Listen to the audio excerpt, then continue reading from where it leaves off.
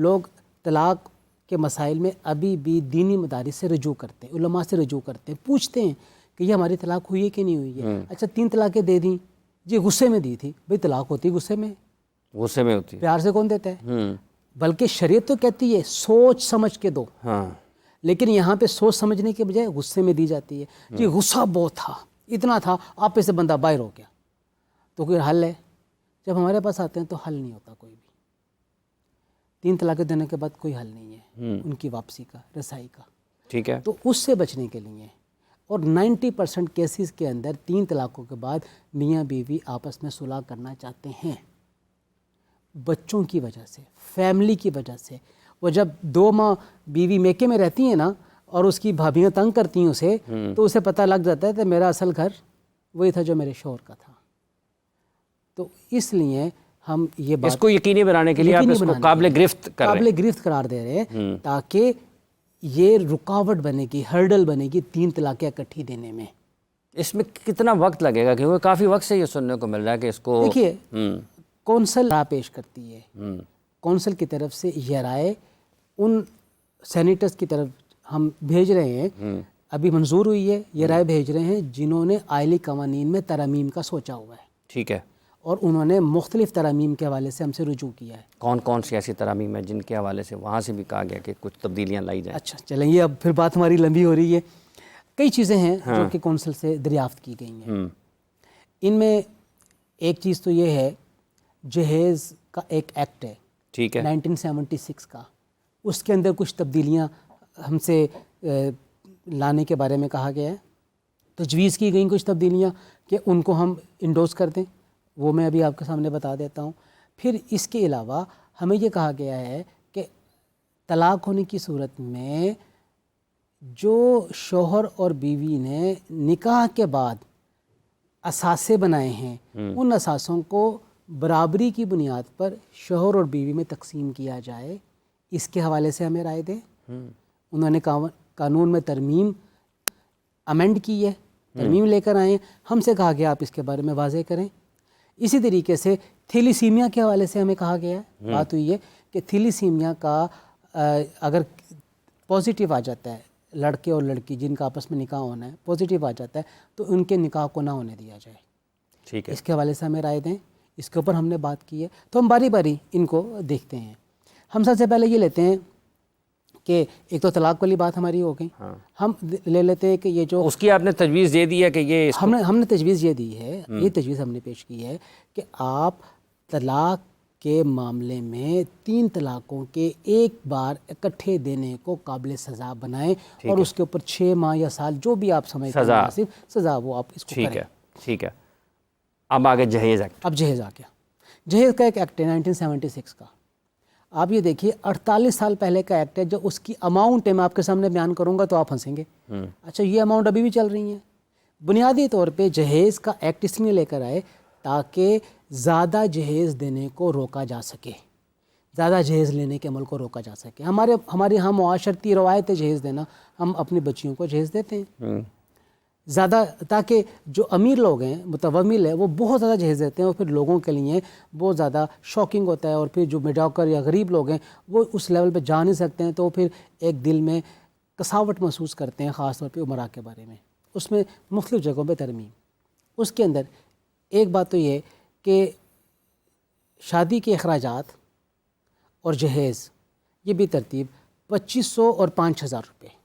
2500 اور 5000 روپے، یعنی جہیز اور شادی کے اخراجات ٹوٹل یہ 7500 روپے میں ہونے چاہیے.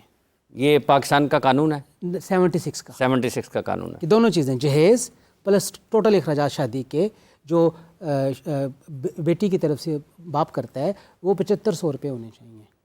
اس کے اندر تجویز یہ رکھی گئی دونوں کے 2500 اور 7500 کو 2 تولے سونے سے بدل دیا جائے. ٹھیک ہے. یعنی شادی کے اخراجات وہ بھی میکسیمم 2 تولے سونے کے برابر جو اماؤنٹ بنتی ہے اتنے ہو جائیں، اور جہیز جو دینا چاہتا ہے وہ میکسیمم 2 تولے سونے کے برابر جو مالیت بنتی ہے اس کے مطابق وہ جہیز دے. ٹھیک ہے. تو اگر ہم دیکھیں اس وقت تقریباً 2,80,000 2,70,000 روپے تولہ ہے، تو یہ اماؤنٹ تقریباً 5 لاکھ 5.5 5.5 لاکھ روپے بن جاتی ہے. 5.5 لاکھ روپے تک جہیز دیا جا سکتا ہے اور 5.5 لاکھ روپے تک شادی کے اخراجات کیے جا سکتے ہیں. ایک ترمیم تو یہ آئی, ہم نے اس کو قبول کیا. ٹھیک ہے. اور یہ سونے سے اس لیے رکھا کیونکہ مہنگائی بھی بڑھتی ہے. اب دیکھیں نا 2500 اور 5000, آج کل تو 2500 کا تو جوڑا نہیں آتا ہے اور 5000 کا ایک جگہ پہ کھانا نہیں ہوتا ہے. تو یہ تو بہت عجیب و غریب. اور پھر اس کے جب اس قانون کو سامنے رکھا جاتا ہے تو ہر بندہ اس کے دائرہ کار میں آ جاتا ہے. تو اس کو بڑھانے کی تجویز آئی, ہم نے اس ترمیم کو کہا یہ ٹھیک ہے. پھر اس میں ایک اور آئی کہ جو شادی کے موقع پہ دلہا اور دلہن کو سلامی دی جاتی ہے وہ 100 روپے تک دے سکتے ہیں 76 کے مطابق. ٹھیک ہے. اب یہ تجویز آئی کہ اس کو 10,000 روپے تک کر دیا جائے کہ کوئی اگر دلہا دلہن کو سلامی دیتا ہے تو وہ 10,000 روپے تک دے سکتا ہے. اس کو ہم نے اس ترمیم کو بھی. اور اگر کوئی 3-4 مرتبہ دے دے 10,000 کر کے تو ہاں پھر ایسا کرے وہ چھوٹے بیٹے سے بھی دلوا دے, بڑے بیٹے سے بھی دلوا دے, اور اماں سے الگ دلوا دے اور بیگم سے الگ دلوا دے. ٹھیک ہے. یعنی کہ 10,000 آپ نے اس کی حد مقرر کی ہے.